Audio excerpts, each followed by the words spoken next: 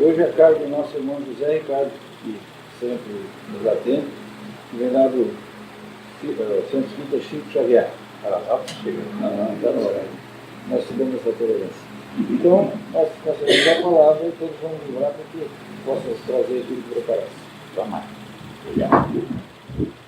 Boa noite, meus irmãos. Boa noite. Tá ficando pequena, cara. Tá, né? É?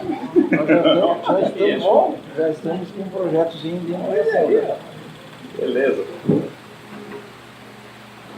Por questão de educação, vamos pedir mesmo desculpa, porque acabei me atrapalhando no cálculo de tempo de lá para cá. Aí eu cortei pela via expressa para ver se chegar, mas voltei para garantir onde é que eu sabia. Aí me atrapalhei. Mas daí depois o presidente corta metade do salário. Vou dar um bônus. Nós estamos trazendo hoje para refletirmos juntos a respeito. O tema que nós trazemos é o conhecimento e o valor da vida. É um tema que procuramos desenvolver para demonstrar que quanto mais ampliamos o nosso conhecimento, quanto mais buscamos melhorar a nossa capacidade de entendimento, melhores condições nós temos para darmos a nossa vida e também para darmos maior valor à nossa vida. Quanto mais aprendemos quanto é que vale a nossa vida, aí mais cuidado nós temos, mais importância nós temos no que é que vamos fazer, sobre o que é que vamos fazer com a nossa vida.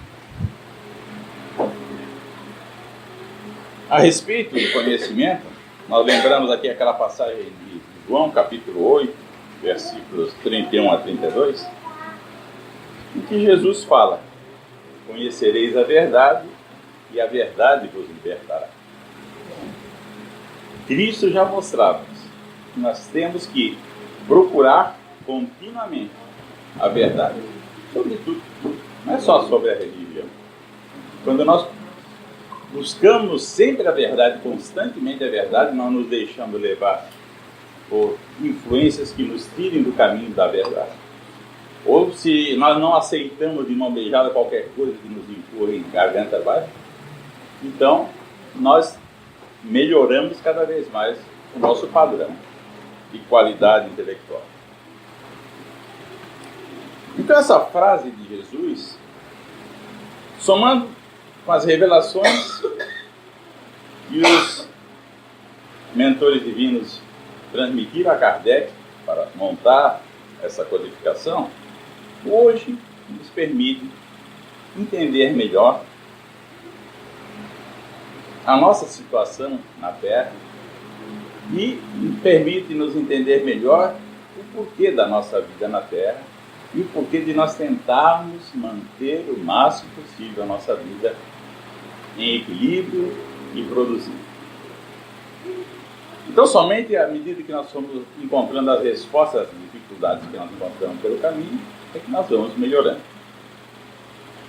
Aí nós vamos buscar, então, fomos buscar no Evangelho segundo o Espiritismo, para falar aqui sobre o valor da vida, mais especificamente. Nós encontramos lá no Evangelho segundo o Espiritismo, no capítulo 5, Bem-aventurados os aflitos, o item 14, que trata justamente do suicídio e da loucura. Um capítulo específico para ele. E até certo tempo atrás ainda, e não muito tempo atrás, parecia que era um tabu falar em suicídio dentro da casa espírita, em palestras. Dificilmente se ouvia falar em palestras a respeito de suicídio. Ah, não fala sobre isso, vai alertar, vai provocar. Todo mundo tinha uns dedos a mais para evitar falar sobre o assunto. Mas justamente, quanto menos se fala, menos verdade se conhece, menos nos aprofundamos a respeito. Então, o que é que nos diz o Evangelho segundo o Espiritismo já naquela época? Nesse item 14.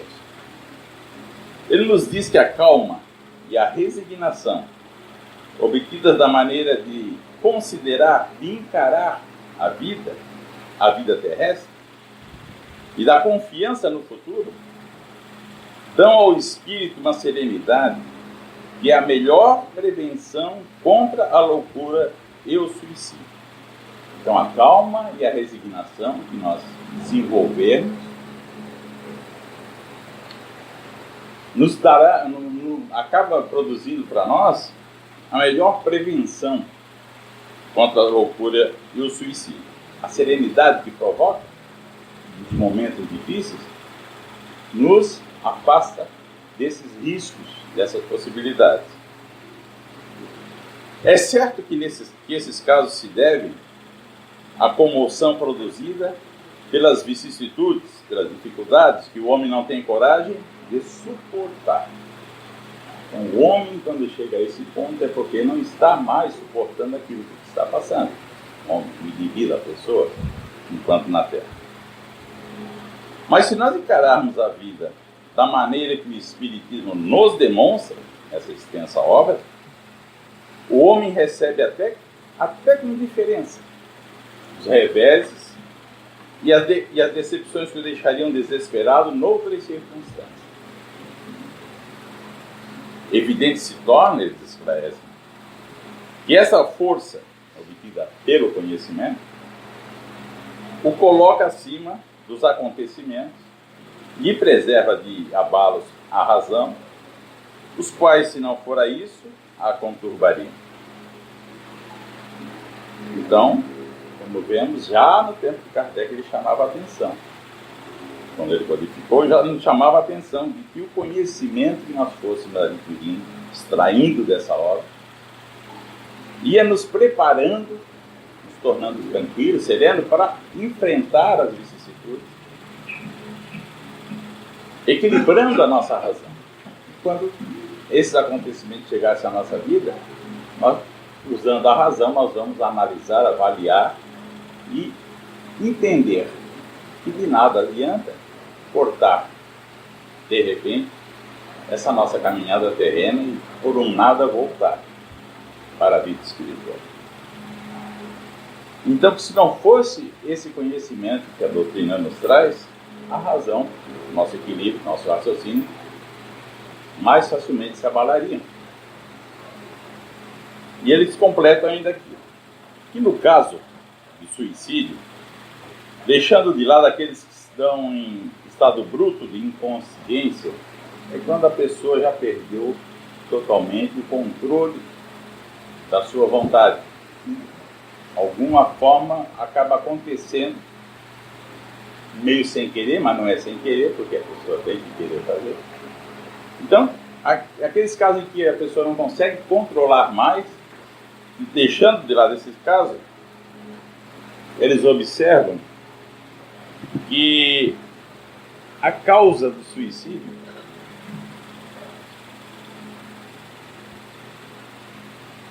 a origem dessa ação é sempre provocada por um descontentamento.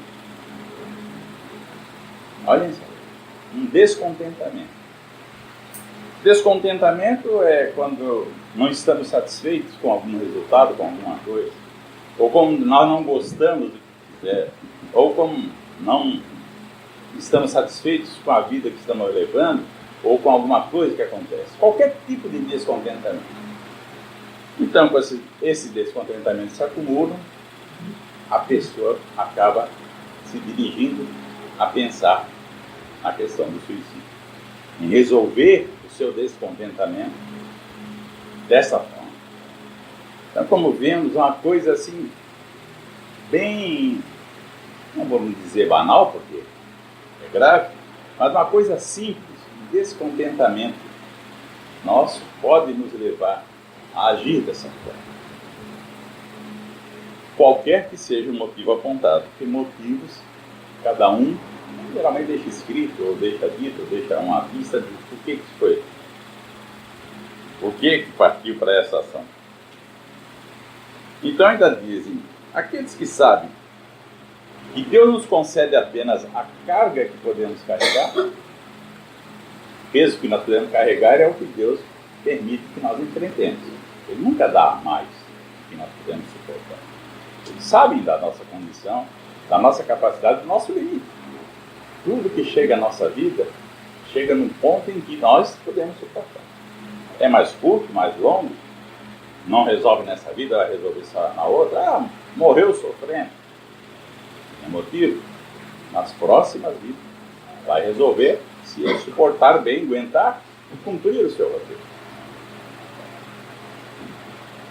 Então, Deus não nos concede para nós apenas a carga que podemos carregar, e que também não há mal que sempre dure. As desventuras são sempre temporárias e normalmente elas são prenúncio do fim de um período de dificuldade e o início de uma outra oportunidade.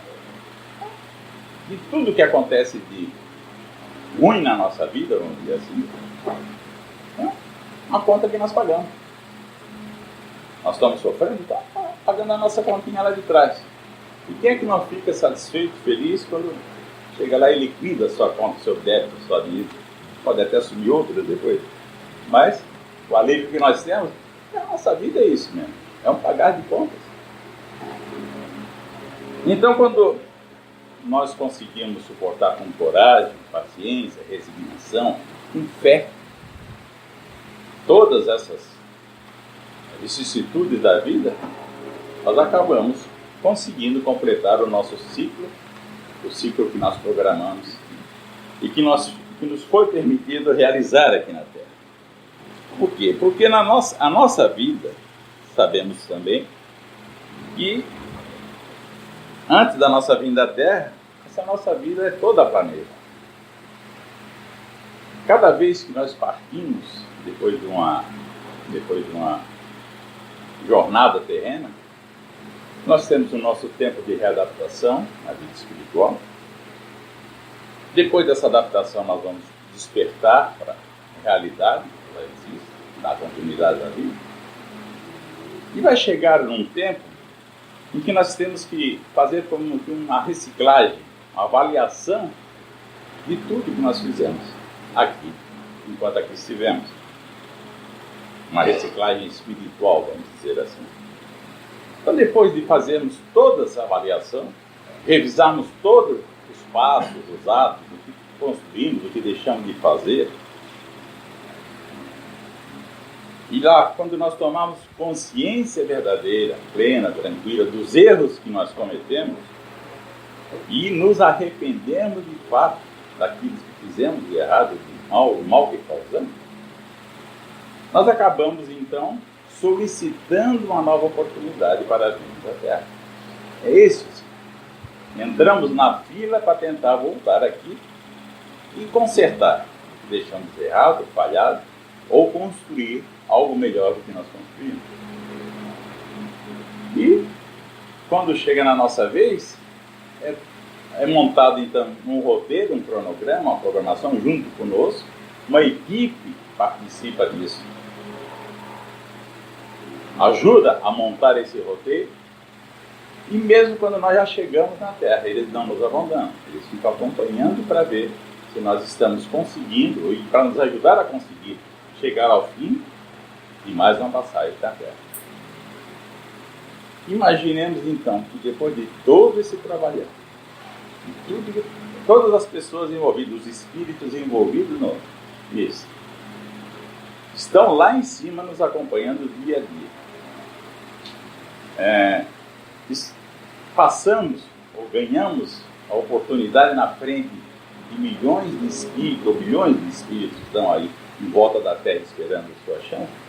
Aí de repente, por um nada, por um descontentamento, desagrado, um sofrimento, nós resolvemos jogar tudo isso fora. Não serve, vamos embora. Vamos ver se para esse meu sofrimento, vamos ver se acaba tudo e pronto. Para aqueles que não conhecem. Aqueles que conhecem muitas vezes, não, eu não deu nessa vida, vamos tentar na outra. E acabam querendo encurtar o caminho. Então, essa é a avaliação que o conhecimento da doutrina nos traz e que nos dá o equilíbrio, o raciocínio para evitarmos nos entregar aos pensamentos que nos dirigem a isso. Quem não conhece fica mais facilmente sujeito. Mas para quem se aprofunda no estudo da doutrina, muito mais difícil se torna essa possibilidade, porque sabe que não tem, não é assim que se resolve. E falando resumidamente, é o que a doutrina vai nos ensinando mais aprofundadamente ali. Então, se eu souber que não adianta eu ir lá, cortar minha vida para descansar, não vou fazer nada. Por que eu vou fazer? Por que então que as pessoas se entregam a essa decisão? No livro O Céu e o Inferno.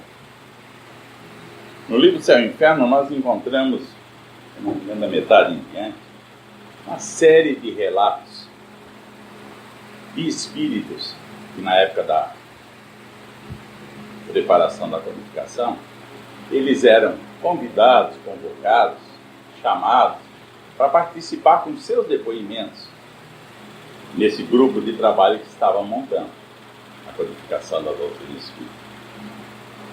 Então temos ali diversas situações. E uma parte dela é justamente voltada para esses espíritos daquelas criaturas, daqueles indivíduos que acabaram cometendo suicídio na época.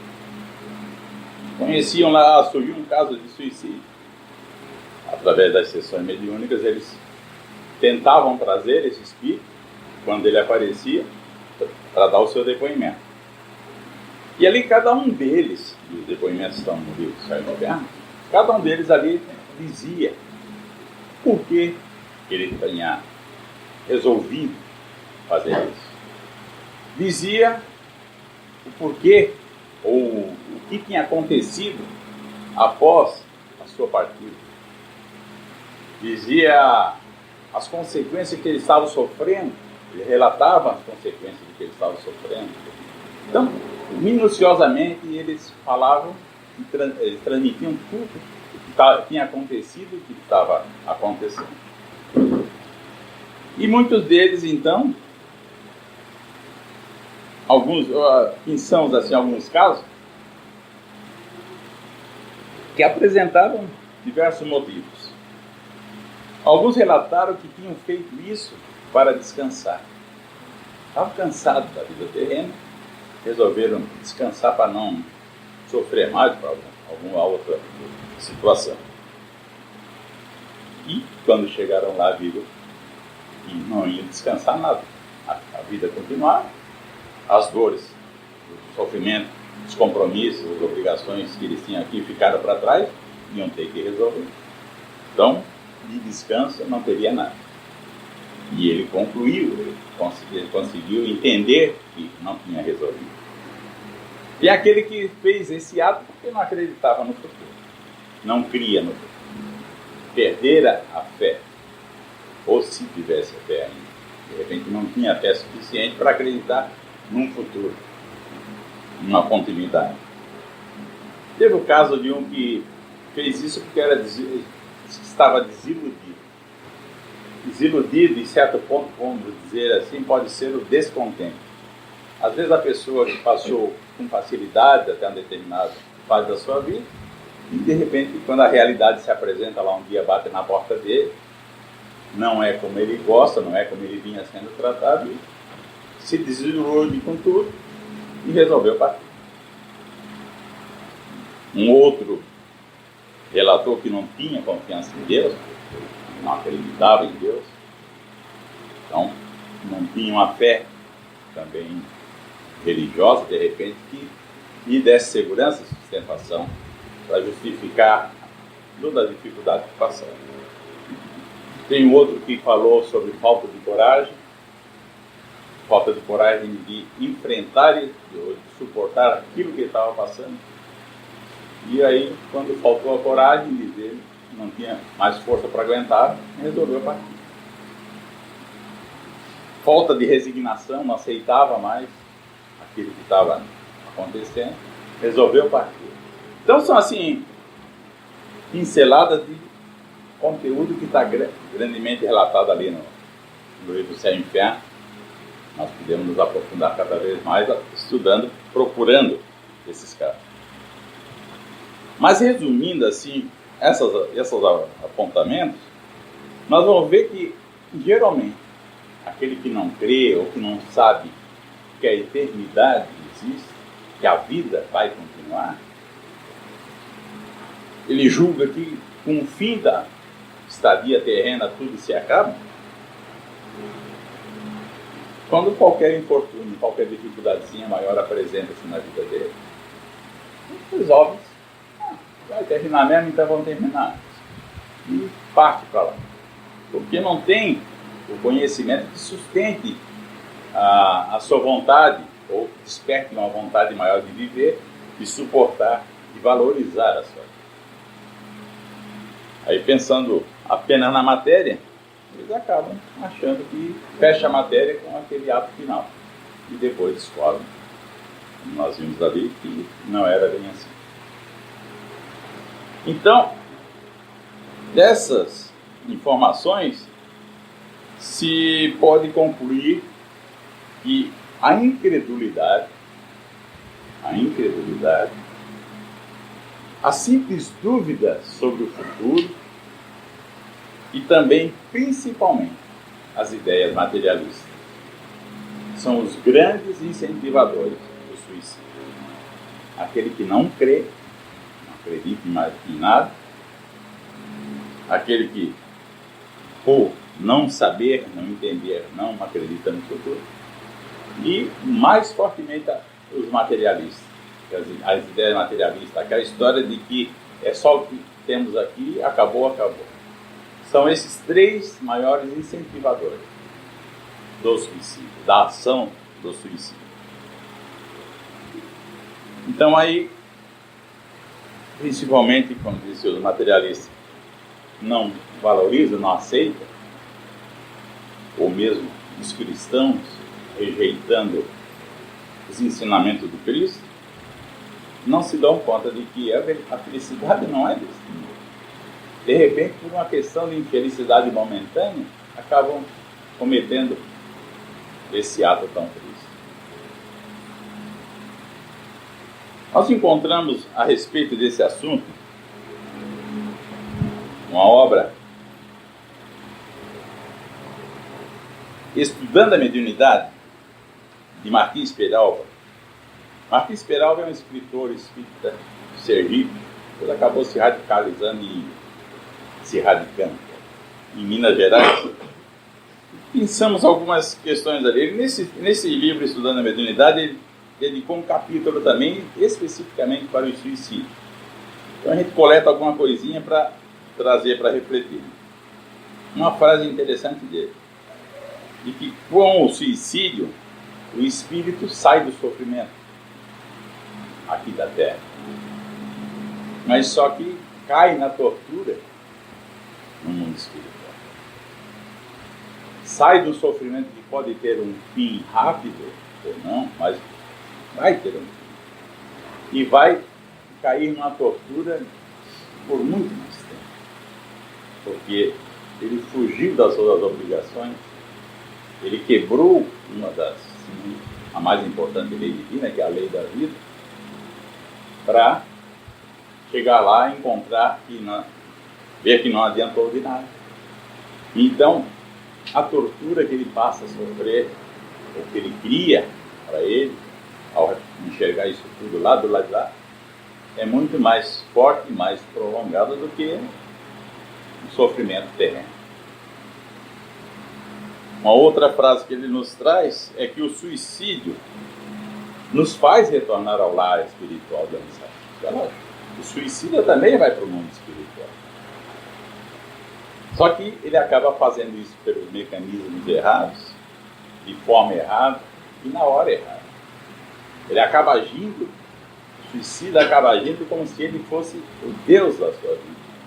Porque a vida que Deus deu a ele, ele mesmo resolve cancelar, extinguir.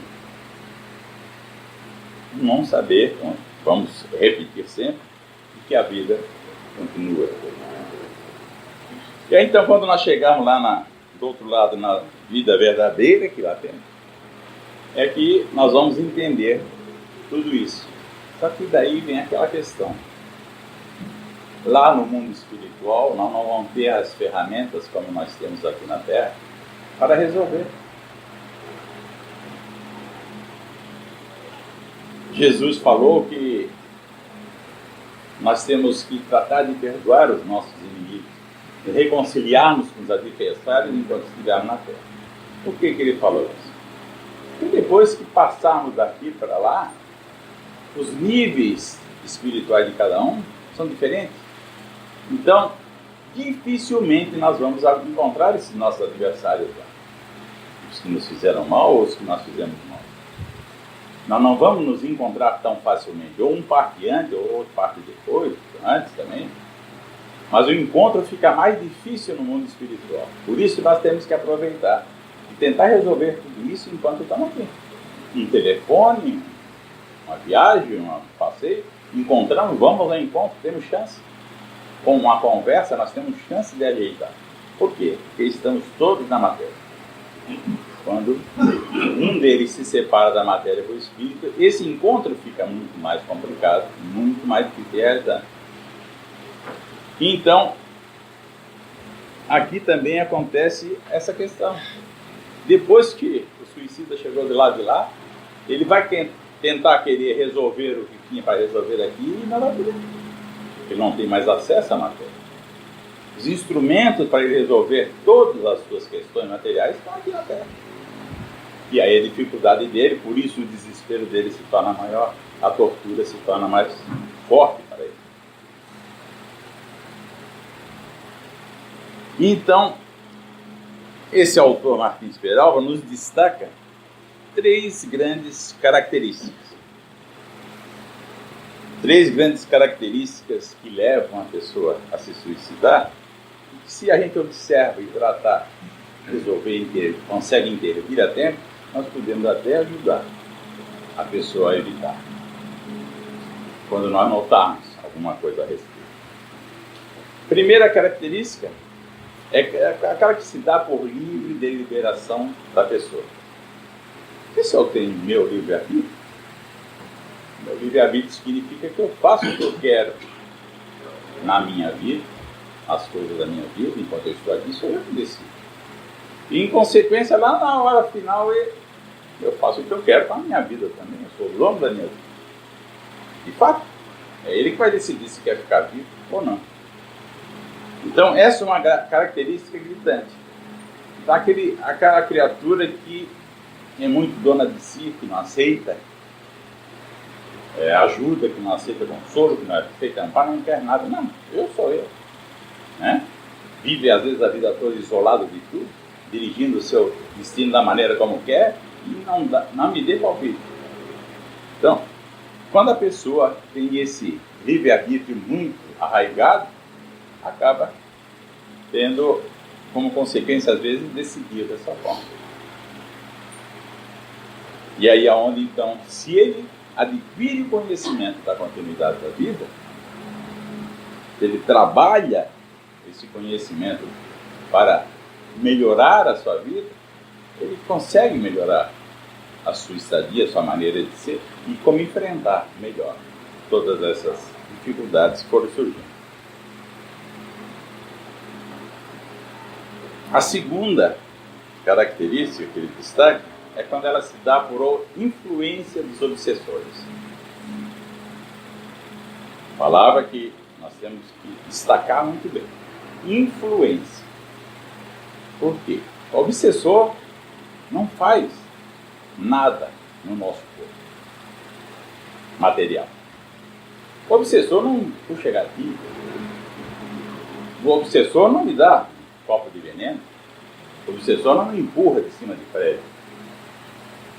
O obsessor age por influência. Ou seja, ele começa a incutir em nós a essas ideias, qualquer tipo de ideia, que possam nos prejudicar. Ora, por que o obsessor faz isso? Nós sabemos que aquilo que nós não resolvemos nas vidas anteriores,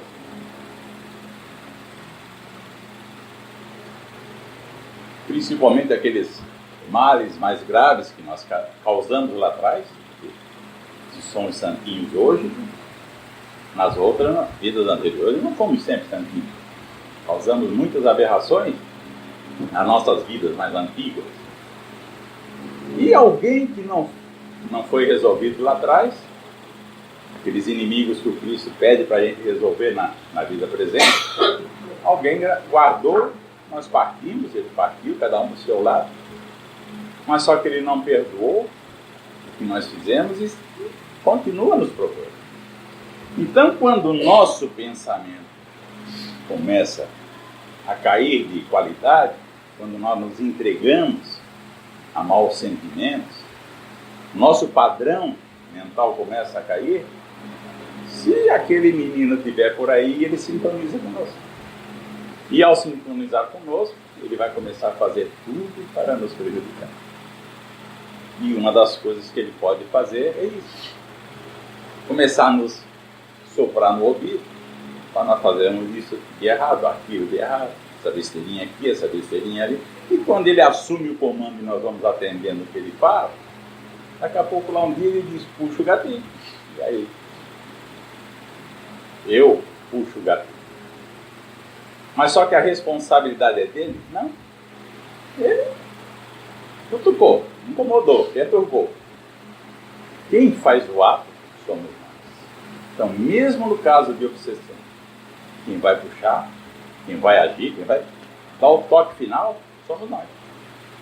Se nós conseguirmos nesse momento de crise, de dificuldade, de encontrar alguém que nos desperte, que nos apoie, que nos esclareça, nós mudamos o nosso padrão mental de pensamento, o desligamento dele acontece. Quando nós procuramos a ajuda da casa espírita, era para que esse obsessor seja orientado, trabalhado, evangelizado, para poder seguir o seu caminho e se afastar. E aí, ele se afastando, não influencia mais nas coisas ruins, inclusive nessa questão do suicídio. Mas a responsabilidade, voltamos a frisar, sempre vai ser nossa. Sempre vai ser de cada espírito que decidir.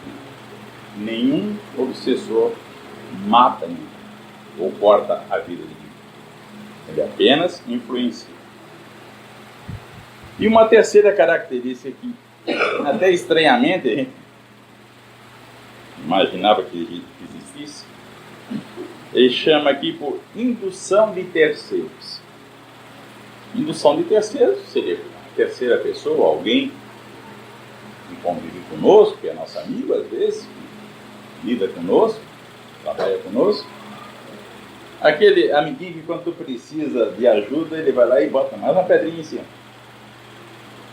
Então quando tu está lá no fundo do poço e vai pedir uma ajuda, explica a situação e o cara acaba dizendo para ele, a vida não tem mais jeito, não tem solução para o que está acontecendo contigo. O que é isso?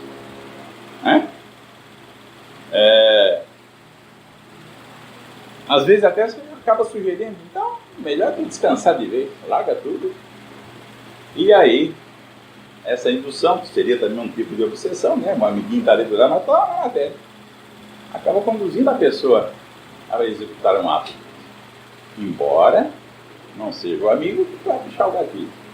Porque se foi a outra pessoa que praticar o ato, a outra pessoa matou, não suicidou. O suicídio é coisa individual nossa, decisão individual nossa.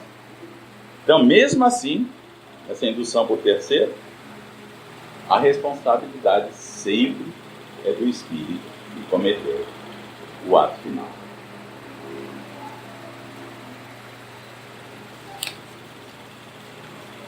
Então, a preocupação nessa questão do conhecimento é manter-nos procurando sempre a verdade e buscarmos ser sempre rigorosos no cumprimento da nossa tarefa, do nosso programa, da nossa missão para que viemos. Quem é que pode nos ajudar quando nós estamos num momento desse, em que olhamos para os lados, estamos lá no fundo do poço, e não achamos uma saída? se não tivermos ninguém ao nosso lado que queira nos ajudar mesmo, uma das respostas nós podemos encontrar no Evangelho de João, capítulo 7:37, quando Jesus nos diz: se alguém tem sede, venha até mim e beba. Está ali. A fonte, a solução para todos os problemas nossos de dificuldade de entendimento, de dificuldade de resistirmos, está no Cristo. A obra dele é vasta. Então, ele mesmo já deixa lá atrás a sua receita para nós. Vamos procurar o Cristo. Não tem saída? Não, está difícil. Sintoniza. Vamos orar. Vamos conversar com Cristo. Ah, mas eu não estou vendo, ele está longe, ele nem liga para mim. Não está. Ele está só esperando que a gente chame. Ele só está esperando que a gente converse com ele. Exponha a dificuldade. Ah, mas ele vai entrar aqui e resolver tudo? Não. Ele vai mostrar o caminho para nós resolvermos. Não tem mãozinha na cabeça e está curado. Não. Não tem o perdão total. Não. Mas ele vai estar ali junto conosco. Ele vai mostrar, ele vai apresentar uma solução. Alguém vai bater na sua porta para vir resgatá-lo daquela dificuldade.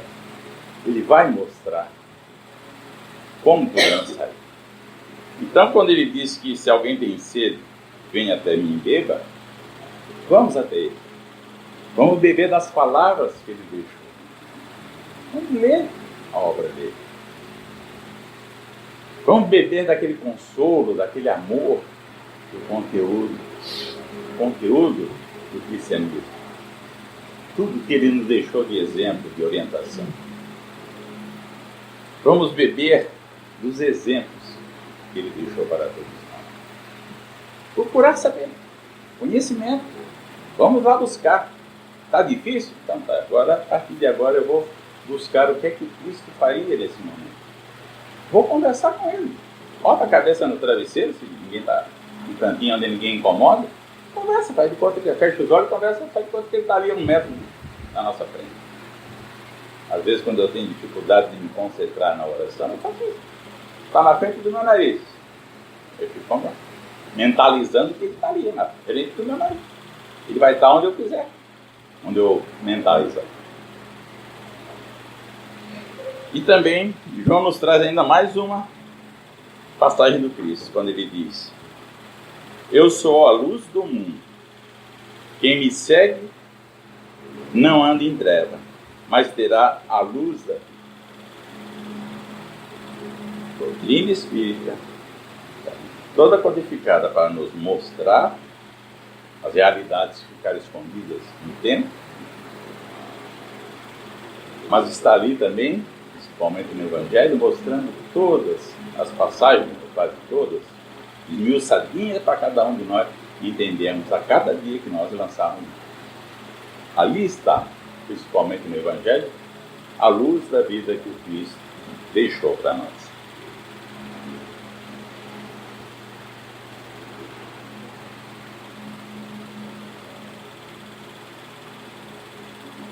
E uma das coisas, então, que também podemos fazer para ajudar, justamente a caridade para com o próximo.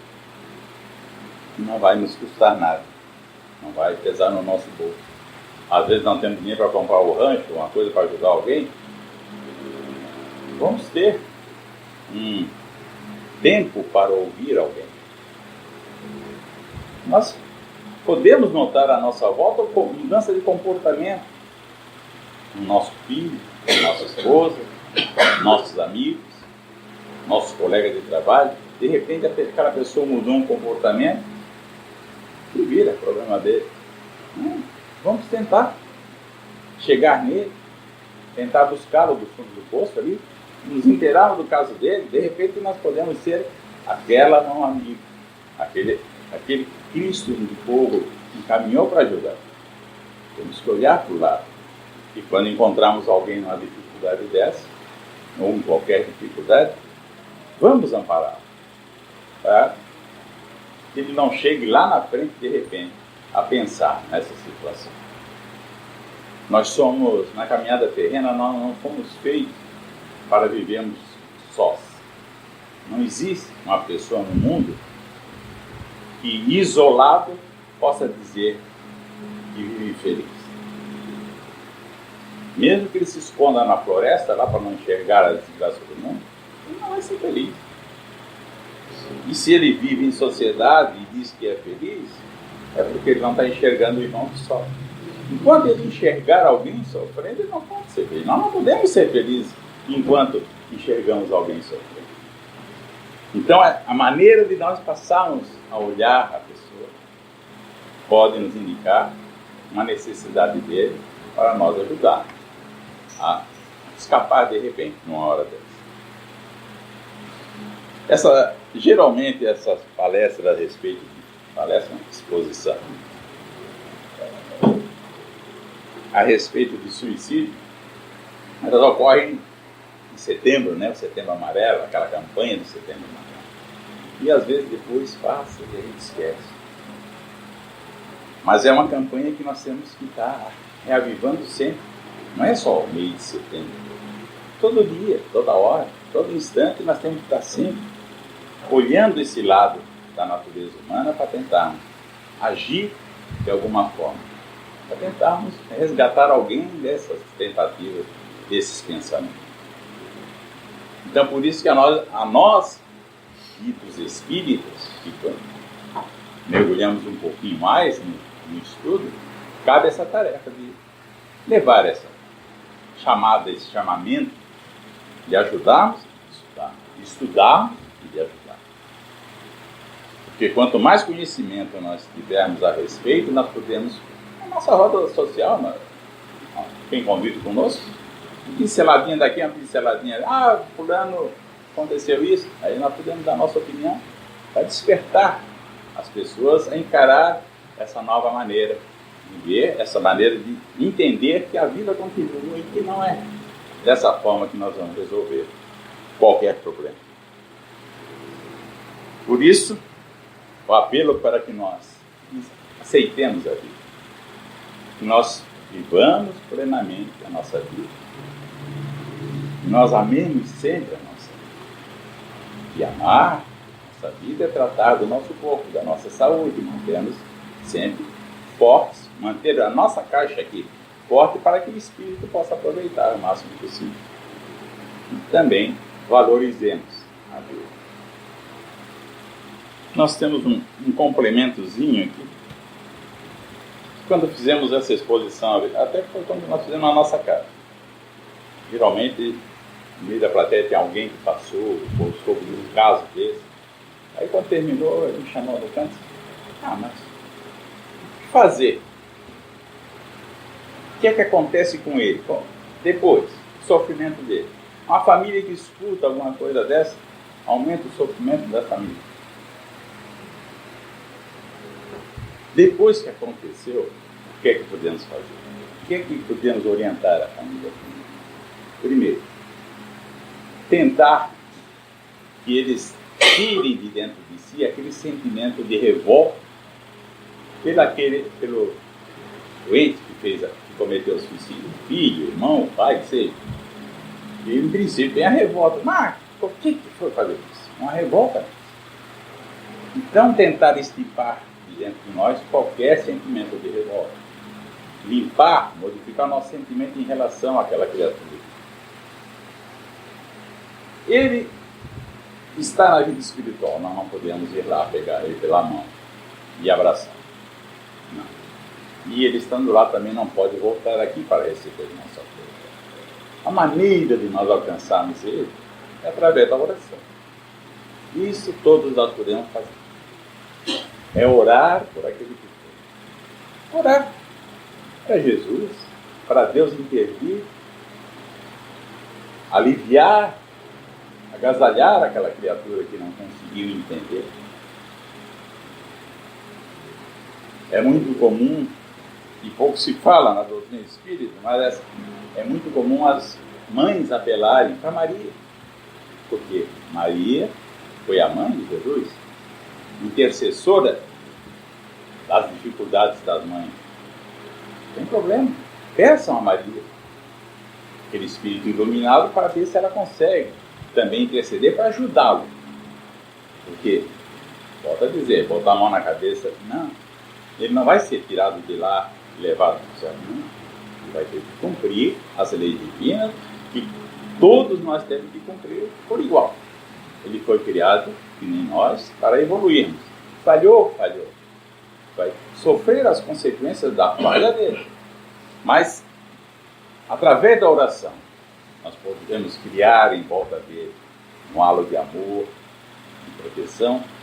Em algum momento ele vai receber essa energia boa para ajudá-lo depois no seu despertar a se levantar, se reerguer e procurar começar uma nova jornada.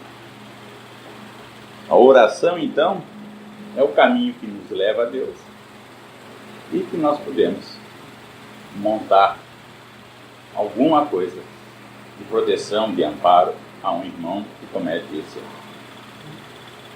Não conheço. Eu li no jornal. Aí o momento da sua caridade. Lá em São Paulo, fulano se jogou de cima do prédio, o nome do fulano. Faça uma oração por ele. Vai alcançar? Vai. Aí onde estiver. Na China, no Japão, não sei. A oração alcança onde for necessário. Então, em vez de nós criticarmos aquele...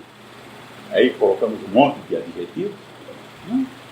Olhemos aquele, coitado, como um necessitado que precisa do nosso pensamento bom, na nossa oração. Não conhecemos, não sabemos quem é, oremos.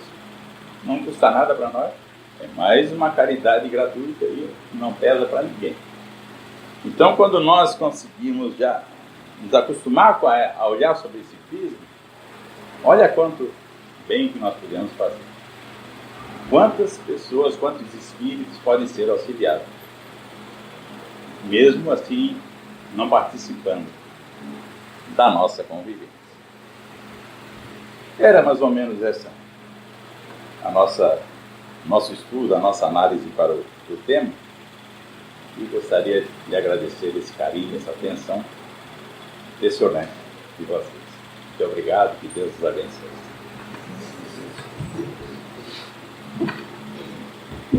Nós só temos a agradecer ao nosso irmão Zé Ricardo pela bondade de ter aceito nosso pedido e aqui nos trazido essa orientação que serve para todos nós, para que fiquemos atentos a qualquer daqueles detalhes que possam levar os nossos irmãos a partir por um caminho desse.